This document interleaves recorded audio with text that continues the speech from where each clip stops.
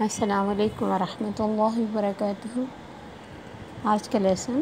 154 سے 156 تک ہے۔ کل کے لیسن میں میں نے 150 سے 55 کہہ دیے۔ لفظ وہ بہت چھوٹے ہوتے ہیں تو نظر ویک ہونے کی وجہ سے مجھے صحیح نظر نہیں آیا، تو وہ 153 تک تھا۔ آج 154 سے 156 تک ہے۔ اعوذ باللہ من الشیطان الرجیم، بسم اللہ الرحمن الرحیم۔ رب اشرح لی صدری ویسر لی امری واحلل عقدۃ من لسانی یفقہوا قولی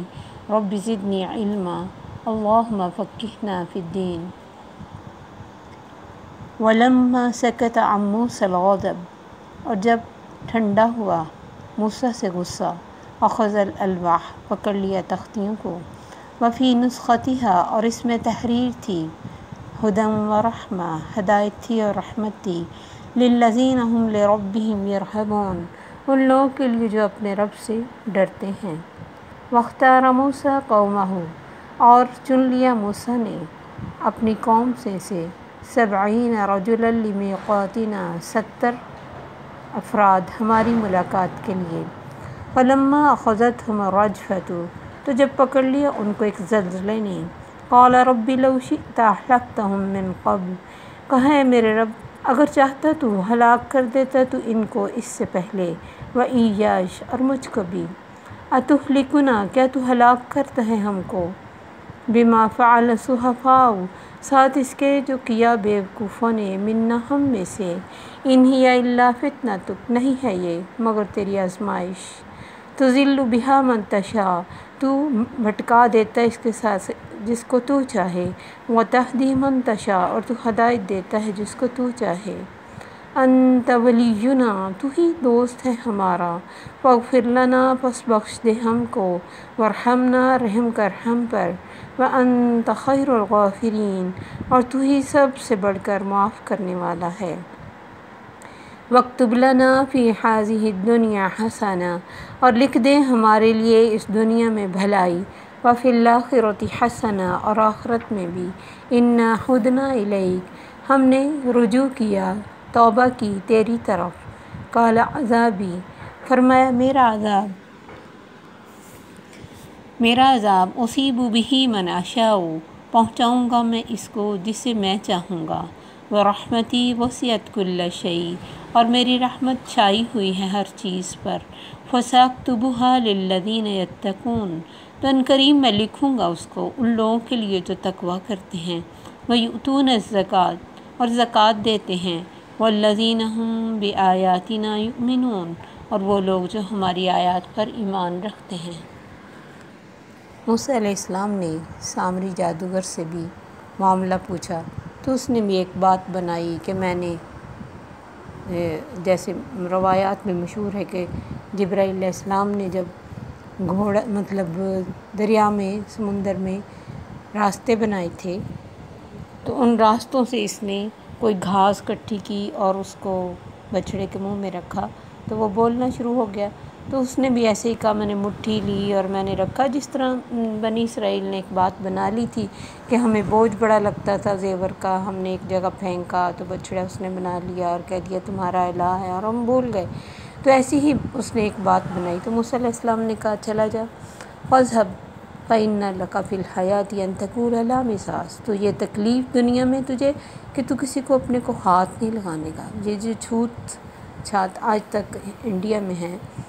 یہ کہتے ہیں اسی نسل سے ہیں کہ جو خود کو ہاتھ نہیں لگانے دیتے، تو یہ تکلیف اس کو ہوئی، اور یہ تکلیف اس کی صرف دنیا کی تھی،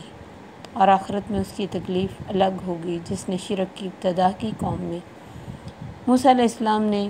اس کے سامنے اس کے بچڑے کو جلایا تاکہ اسے پتہ چلے کہ رب یہ ہے جو خود کو نہیں بچا سکا، یہ کس طرح کا تمہارا رب ہے۔ اس کے بعد موسیٰ علیہ السلام سکتہ سے کچھ وقفہ گزرا اور موسیٰ علیہ السلام کا غصہ ٹھنڈا ہوا تو انہوں نے ان تختیوں کو پکڑا جس میں اللہ کی طرف سے احکامات تھے۔ اللہ فرماتے وفی نسختہا، نسخہ کس کو کہتے ہیں؟ پرسکرپشن، جو ڈاکٹر ہمیں دے تو ہم اس پہ عمل کرتے ہیں، لکھی ہوئی تحریر کی ہوئی چیز کو نسخہ کہتے ہیں، اور وہ اہم ہی ہوتی ہے، اور اس میں بھی اللہ نے اہم باتیں لکھی تھیں، اور ہدی و رحمہ، ہدایت اور رحمت بھی تھی۔ یہ ہدایت اور رحمت کن کے لیے؟ للذین ہم لربہم یرہبون، جو اپنے رب سے ڈرتے ہیں۔ جس طرح قرآن کے شروع میں اللہ نے فرمایا ذالک الکتاب لا ریب فیہ ھدی للمتقین، ڈرنے والوں کے لیے، تقوی والوں کے لیے۔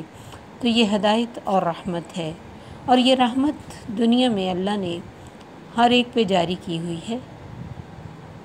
اور رحمت کے 100 حصے ہیں، جس میں سے ایک حصہ اللہ دنیا میں بھیجا ہوا ہے، جس سے ہر انسان یا جانور ایک دوسرے سے محبت اور رحمت کا سلوک کرتا ہے۔